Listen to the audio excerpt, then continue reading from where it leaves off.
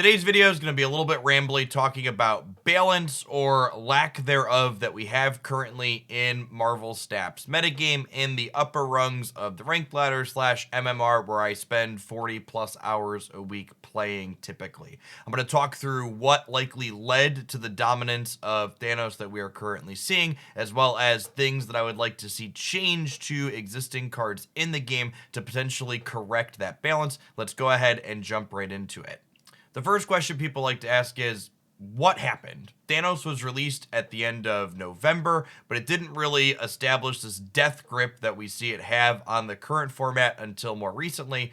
In my opinion, there were three things that led to the dominance of Thanos that we are currently seeing today. The first of which is the nerfing of Zabu. Zabu was top dog or cat in the metagame before this one that we are currently living in, and the best Zabu decks, the most competitive at the top, were essentially all playing Darkhawk. Ongoing +2 power for each card in your opponent's deck, meaning that Darkhawk was exceptionally large against Thanos decks that start with +6 cards. We even see in today's metagame, where Thanos is the top dog, a lot of the best brews that can keep up with it to some degree with some consistency are still leveraging Darkhawk today. This meant that when the best decks in the game, powered by a busted unnerfed Zabu, were leveraging this card in the regular, it helped keep Thanos down a little bit. The second thing that happened that I think helped lead to the Thanos metagame that we're currently existing in today is just card availability. Players who are small spenders, meaning they're just buying the season pass every single month in Marvel Snap, recently became Series 3 complete, meaning they saw a large influx in the collector's tokens they're receiving, meaning they could start purchasing Series 5 cards of their choosing, and Thanos makes sense as one of your first Series 5 cards to purchase since it's perpetually in Series 5. This, in combination with the fact that we have Token Tuesdays and other bundles that have been bringing more tokens, just means that general availability of Thanos among people that have been playing Marvel Snap and are playing it at the higher ranks has increased dramatically. The third and final thing that almost assuredly has led to the Thanos dominance in which we're living in is that the increased availability just meant increased optimization. I think Thanos' deck building puzzle was more complicated than a lot of other cards in Marvel Snap just because it's so different in how it functions. It almost feels like you're playing a different game than other decks, and it took people a while to figure out the optimal 11 cards to pair him with. And now that we know what 9, 10, or probably even 11 of those other optimal cards are for this current metagame at least, it's really a powerhouse to be reckoned with. So that's how we got here. How do we fix it? Well, there's a lot of different directions Second Dinner could take. Let's go ahead and run through some of my thoughts as someone who's had boots on the ground slogging through this format for 30 to 40 hours a week for quite some time now. For a long time, I was someone that defended Leech as a card that needed to exist in Marvel Snap. It's a tool that keeps potentially obnoxious turn 6 decks in check by having this, no, you don't get to do that crazy thing on the last turn of the game, because I gave up some tempo on turn 5 to play this expensive card with a low stat line that's going to turn off whatever busted thing you are going to try to do. And to a degree, Leech is still doing that in this format. Thanos, as a Leech deck, helps push things like Deathwave and Galactus out of the metagame on the back of this card, stopping their powerful over-the-top thing from happening in the final moments of the game. That being said, stopping opposing combos from happening isn't the only thing the Leech is doing in the Thanos deck. Leech in the Thanos deck, a lot of the times, is also shutting down opposing interaction that the other side could be using to keep your Thanos deck in check. Killmongers, Shang-Chi's, Valkyries, these would all be great tools for stopping the Thanos deck in its tracks, but none of them function because Leech came into play and wiped their text box away. The Thanos deck also gets to mitigate the downside that Leech is designed to have, which is that it's an expensive card with a low amount of power that typically puts you behind in terms of stats on board on the 5th turn. Well, the Thanos deck gets to either put this into Lockjaw and turn it into something else, or through the use of cards like Wave or Timestone, you're not playing it on your 5th turn, you're playing it on your 4th turn, meaning you get to make a different big play on your 5th turn still, meaning you don't end up behind on the board. I think there's a lot of different ways they could redesign or rebalance Leech to be a more interesting and less obnoxious card to play against, but it's also a delicate process. You know, you pull Leech down from what it's currently doing now, and other combo decks like Deathwave and Galactus could immediately fill that power vacuum void and make people's lives miserable in a different way.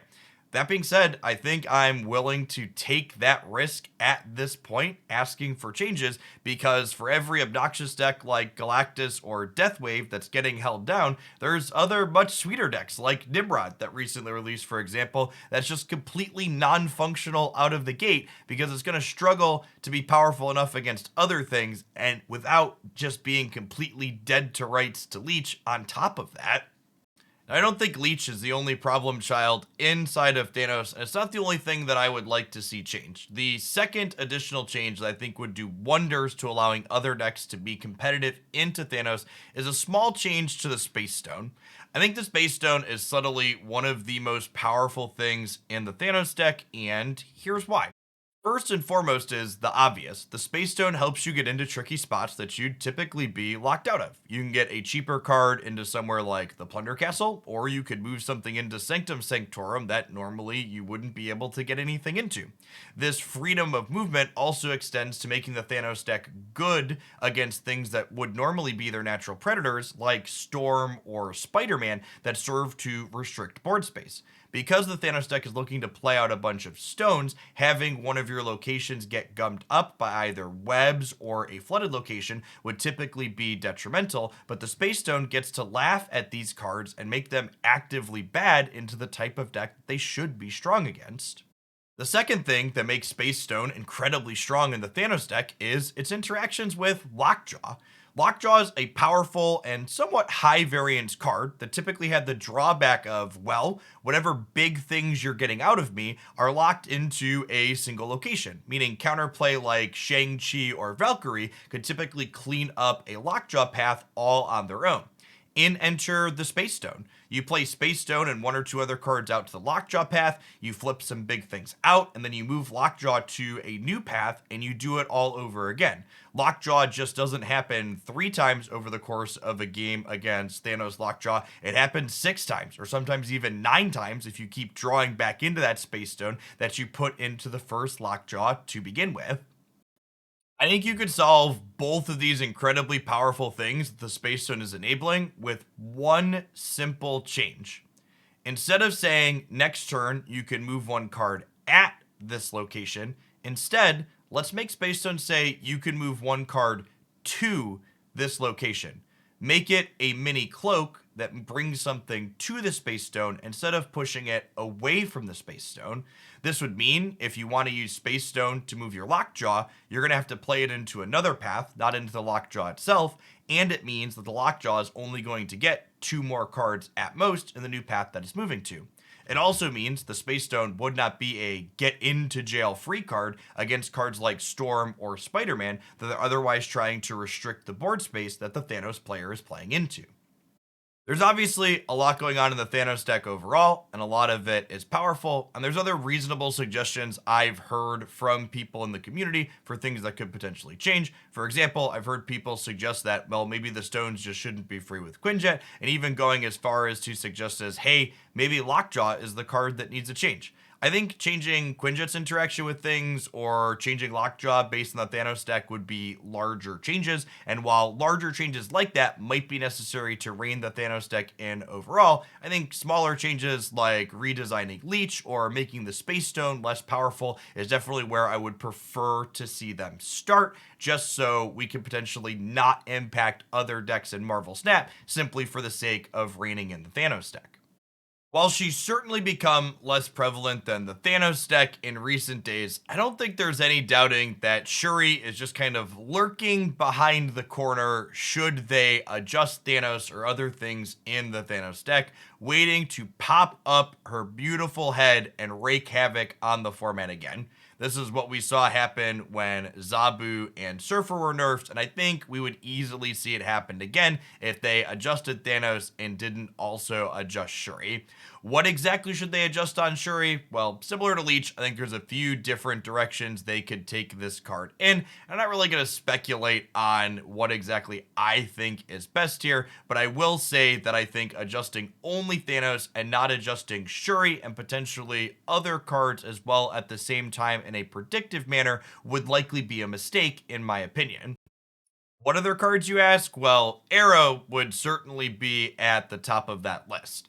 That being said, I think Arrow is actually kind of a complicated card to dissect why she's so good at what she does. And I think part of Arrow's power level in Marvel Snap in general is actually kind of indicative of a bigger overarching problem that the game has developed to a degree. And that is Arrow's power is largely based on decks that aren't filling their locations in or playing to the board early, which is symptomatic of the fact that decks that are playing to the board early and filling their spaces in tend to just not be very good in Marvel Snap in recent months. Why is this? Well, I think there are two cards to blame for this phenomenon. The first of these cards is one of the other big bads that was introduced to Marvel Snap at the end of November. Galactus essentially turns the game rules of Marvel Snap on their head, and he largely serves to make any deck that's looking to kind of go wide across all three locations pretty terrible, because in order to go wide across all of the locations, you're typically not channeling a specifically high amount of power into any individual one, meaning once Galactus hits the board and blows everything up, you don't really have the stats left over to compete with it. This is why we've seen decks that want to go wide like Thanos relying on Leech to give them gameplay here, but once Leech is potentially changed, it leaves a door for Galactus, which in turn makes Arrow more powerful. And again, kind of that cyclical one thing depends on another, and they're all kind of interrelated in the metagame when you think about it. The other card that I think really increases the power level of Arrow in Marvel Snap's metagame is Killmonger. In fact, for a long time, one of the better Arrow decks was thought to be Deathwave, which was also a Killmonger deck, serving to make their arrows more powerful by clearing out anything your opponents were playing to the board. I think it's also important to call out here that I'm not actually suggesting we make changes to Killmonger or even Galactus, but I simply want to call out the impact I feel these cards have in relation to Arrow's power level to kind of acknowledge, hey, you could adjust this card or you could adjust these other cards, but the power level of all three of them are pretty interrelated based on how they interact with what people are playing to the board. I appear to have rambled for almost 13 minutes at this point. Thanks to everyone sticking through with me to the end. Some closing thoughts. First, yes, I do think there are a bunch of cards that they could buff. I think the buff, like we saw to Wolverine, giving it a small redesign while keeping the core idea the same and making it more powerful, was awesome. I hope we see more changes like that. I think small stat increases, like we saw to Spider-Woman, getting kicked up to 8 power, also great. Hope we see more changes like that on the regular.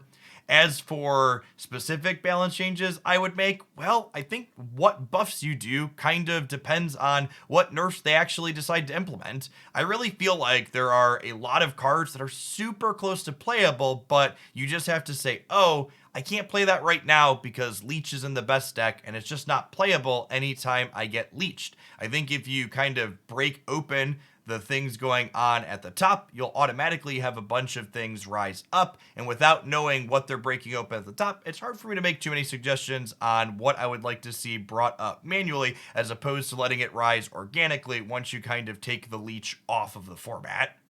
Finally, if you enjoyed all my ramblings here today, make sure to snap the like button to help this video reach more people. Normally, I'd tell you to leave a comment at this point as well, but I'm actually going to leave comments off for this video. For whatever reason, anytime I post a balanced video like this, there's always a lot of vitriol in the comment sections from people who play the game far less than me, letting me know they feel like I don't know what I'm talking about or that I'm completely wrong, and usually they do it in a far less polite manner than I just relayed that. So rather than having to scroll through and read those types of messages in the coming days, I'm just going to turn them off. As always, Thanks for chilling. I'll be back with another deck highlight here shortly. Appreciate everybody that checks those out every day. Hopefully, we get a balance patch real soon because I am definitely getting more than a little weighed down under the weight of Leech and everything else that's going on in this format.